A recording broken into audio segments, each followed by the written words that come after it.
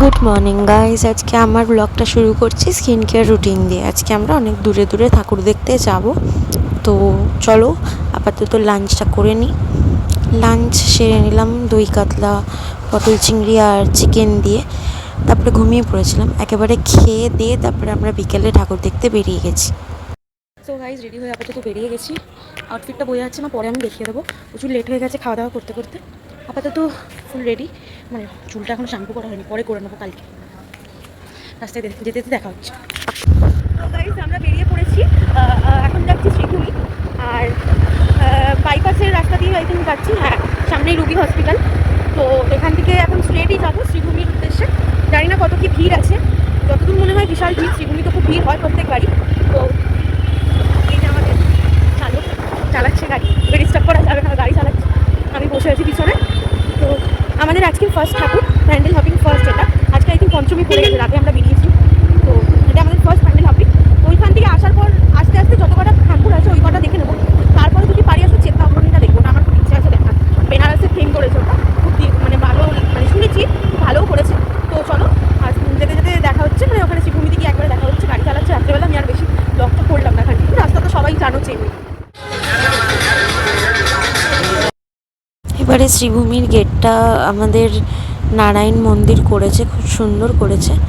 আমি নিজেকে একটু দেখিয়ে নিচ্ছিলাম। সাজলো সখী আজলো সকল লাল সাদা রং শাড়িতে, আইলো আমার প্রাণ এলো আবার আইলো মা বাড়িতে।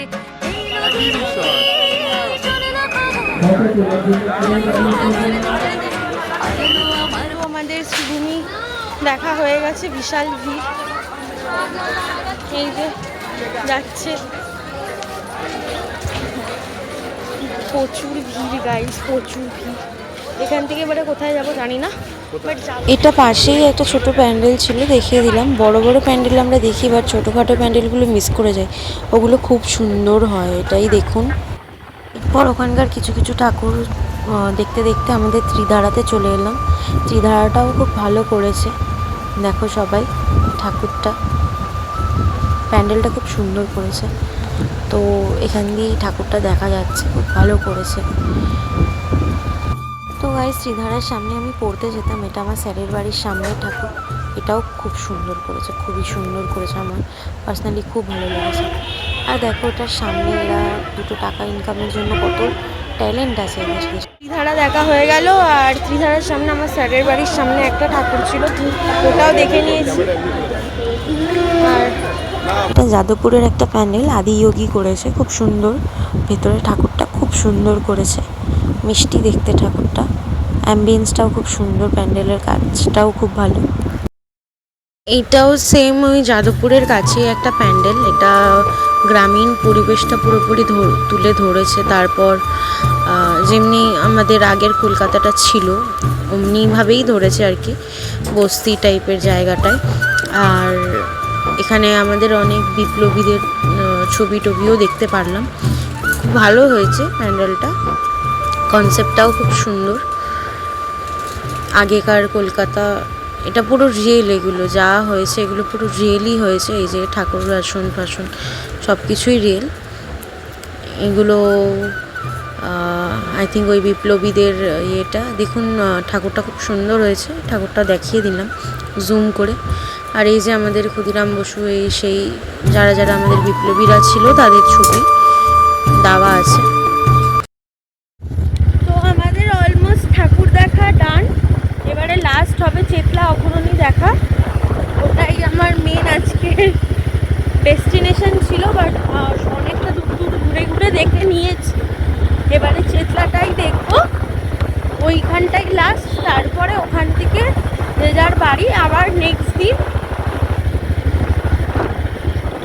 আবার প্যান্ডেল হপিং নেক্সট দিন হবে। তো চলো চেতলা অগ্রণীটা ওটার সামনে গিয়ে তারপরে ভিডিও করবো আরও। আমরা চেতলায় এসেছি, এসে সবে পার্কিং করে বেরাবো চেতলা অগ্রণীটা দেখার জন্য। সামনে দেখছি বিশাল মারপিট লেগে গেছে, ওটাই দাঁড়িয়ে দাঁড়িয়ে দেখছিলাম। গাইস, পুজোর সময় কেউ মারপিট করো না, সুস্থভাবে ঘোরাফেরা করো। তো অ্যাটলাস্ট এটা হচ্ছে আমাদের চেতলা অগ্রণী। এটা আমরা জেনারেলি ঢুকেছি, খুবই সুন্দর করেছে। গঙ্গার যে বেনারসের গঙ্গা ফঙ্গা এগুলো যে নোংরা হয়ে যাচ্ছে, আমরা বাঙালিরা নিজেদের ঐতিহ্যগুলো এরকমভাবে যে ওয়েস্টেজ করে দিচ্ছি, এটাই আর কি তুলে ধরার চেষ্টা করেছে। যে সমস্ত কিছু সুন্দরভাবে রাখাটা, ঐতিহাস্য জিনিসগুলো এগুলো তো আমাদেরই, তাই ওটাই আর কি বলার চেষ্টা করেছে, এগুলো ভালোভাবে রাখতে আর কি। আর ভেতরে যে বেনারসে যে ইয়েটা হয়, গঙ্গা আরতিটা হয় পঞ্চপ্রদীপ দিয়ে, এটার কনসেপ্টটা তুলে ধরেছে খুবই সুন্দর। আর ভেতরে এসিও ছিল, মানে ভাবা যায়, মানে এতটা ভালো লেগেছে এটা দেখে। আমার এটাই মেন দেখার উদ্দেশ্য ছিল। আমাদের প্রতিমাটাকেও দেখিয়ে দিলাম, খুব সুন্দর হয়েছে, খুবই সুন্দর হয়েছে। তো গাইজ এখন বাড়ি যাচ্ছি। সারা মানে দুনিয়ার ঠাকুর বলতে গেলে দেখা হয়ে গেছে টোটাল, মানে সবটা দেখা হয়নি, জাস্ট কটা ঠাকুর দেখলাম যেগুলো মেন বড় বড়, যেমনি চেতলা অগ্রণীটা দেখলাম, শ্রীভূমির প্যান্ডেলটা দেখলাম, আর ত্রিধারা দেখলাম। বড় বড়গুলোর কথাই বলছি, কালকে আরও দেখবো। কালকে যদি শরীর দেয় তো, এমনি আমার ফিয়ান্সিটার শরীরটা খারাপ, ওই শরীরটা এমনি খারাপ, ওকে একটু জোর করে নিয়ে এসেছি আমি ঘুরতে।